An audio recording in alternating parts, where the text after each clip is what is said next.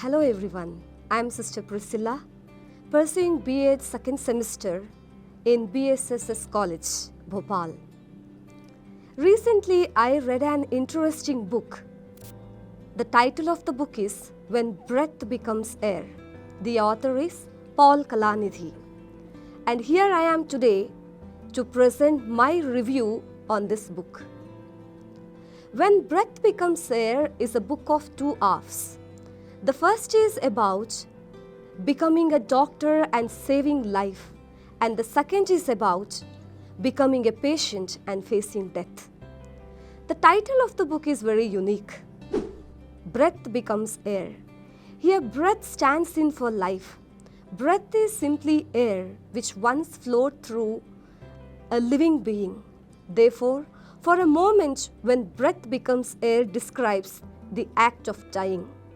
Paul Kalanithi, the author of this memoir, was a neurosurgeon at Stanford University, was diagnosed with terminal lung cancer in his mid-30s, decides to write this book during his last days.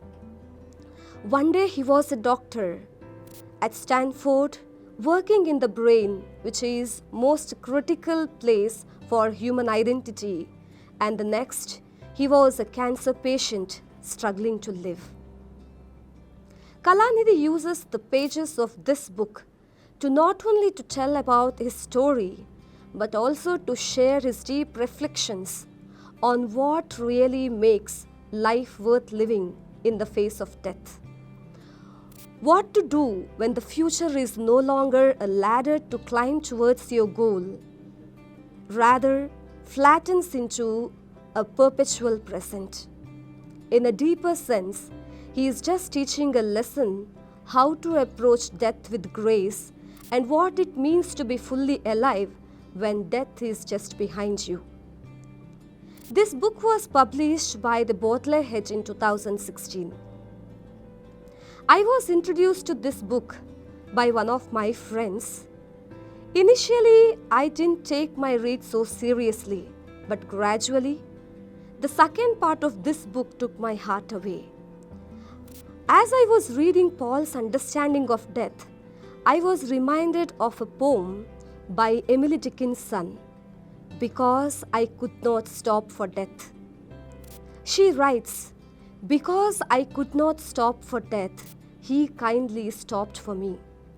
Here, death is personified as a kind gentleman. Paul also writes in his book, I began to realize that coming face to face with my own mortality, in a sense, it had changed everything but nothing.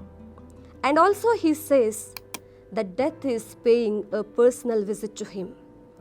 I fell in love with the person of Paul because I could connect his story to my own in the sense of my mother. She was a young, charming lady who faced this uninvited and inevitable guest, death, only just she was 34 years old, as she was suffering from lung cancer as of Paul himself. I lost my mother in 1998. In page number 133 of this memoir, Paul says as his disease was confirmed, only 0.0012% of 36-year-old people get lung cancer. Yes, all cancer patients are unlucky. Some of the main characters of this book. The main protagonist and the subject of this memoir is the author himself, Paul. The memoir is an account of his own life as well as his exploration of what really makes a virtuous and meaningful life in the face of death. Lucy Kalanithi, wife of Paul. She witnessed Paul's deterioration with much pain and extended all the aid to make him feel much loved during his last days. Lucy gave birth to Caddy, bringing new life to her dying husband. She not only helped Paul to gain a sense of meaning in his last days, but also she preserved his legacy after he is gone. Emma, Paul's oncologist. She was an intelligent, caring, and judicious doctor. She helps Paul through his struggle with cancer in the same way that Paul aimed to help his own patients. She helped not only with physical treatment but also with vital, emotional, and mental care. Paul's mother. She was instrumental in planting the seed of literature in Paul's life. She stands silently as his son suffers. Paul's father.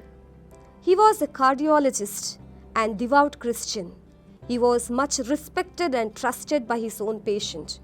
It inspired Paul to be the same and also to be compassionate towards his patients.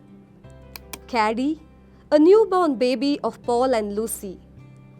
Through this baby, a man who was just wanting to meet the mortality is filled with enormous joy and hope.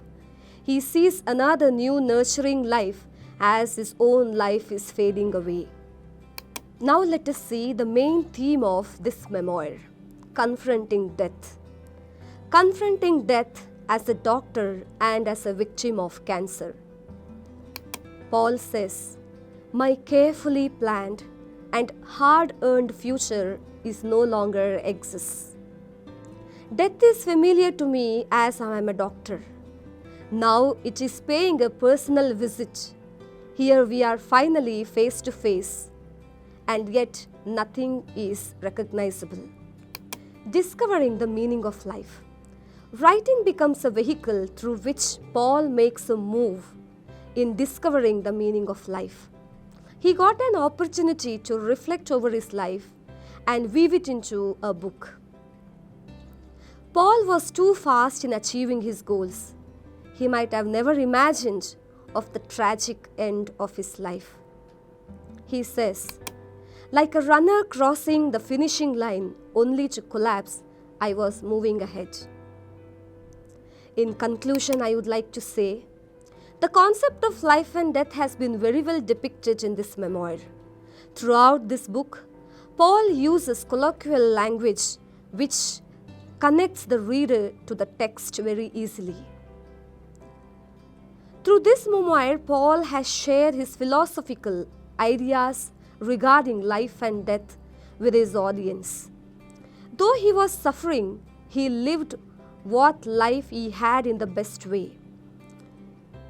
He says, "Even if I am dying, until I actually die, I am living." In conclusion, I would like to say, the concept of life and death has been very well depicted in this memoir. Throughout this book, Paul uses colloquial language which connects the reader to this text very closely and easily. Through this memoir, Paul has shared his philosophical ideas regarding life and death with his audience. Though he was suffering, he lived the life he had in the best way. He says, "Even if I am dying, till I die, I am living." After reading this thought-provoking book, I am compelled to reflect over my life and death. Life is so uncertain. We need to live our life to its fullest. Living in this fast-paced, technologically advanced, materialistic world, people tend to forget the real value of life. This book throws more light on life than death. How to live a meaningful life in this 21st century. Dying are the ones who really teach us what life is. I would really like to recommend everyone to read this book. Thank you.